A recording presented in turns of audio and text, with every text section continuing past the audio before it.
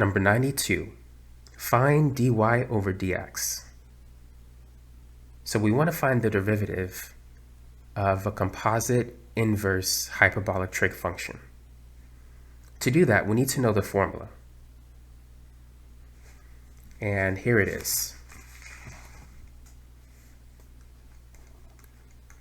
The derivative of the inverse of the hyperbolic sine function of u, it's going to be u prime over the square root of u squared plus 1. For inverse hyperbolic cosine, it's u prime over the square root of u squared minus 1. So in this problem, u is the inner function tangent x. U prime, the derivative of tangent, will be secant squared x. So now all we need to do is plug it into this formula. Dy over dx is going to be u prime, which is secant squared. And that's going to be over the square root of u squared. U is tangent, so u squared will be tangent squared, and then plus 1.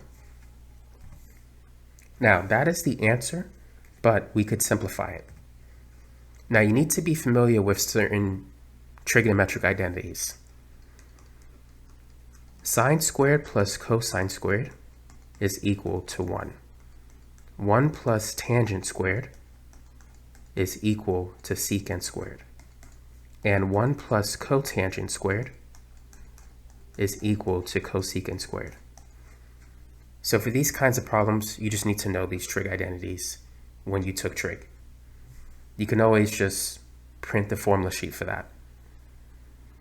If you go to YouTube and you type in trigonometry for beginners, organic chemistry tutor, you'll see a trig video come up. And if you download one of the free formula sheets that I have, you'll find these formulas there.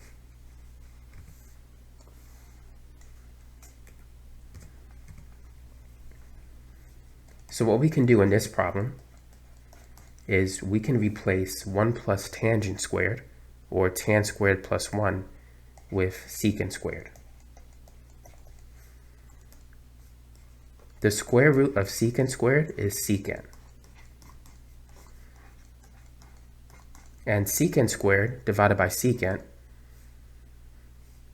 if you subtract the exponents 2 minus 1, you're going to be left with secant. And so this is going to be the final answer. The derivative of the inverse, the hyperbolic sine inverse of tangent x, that's going to equal secant x.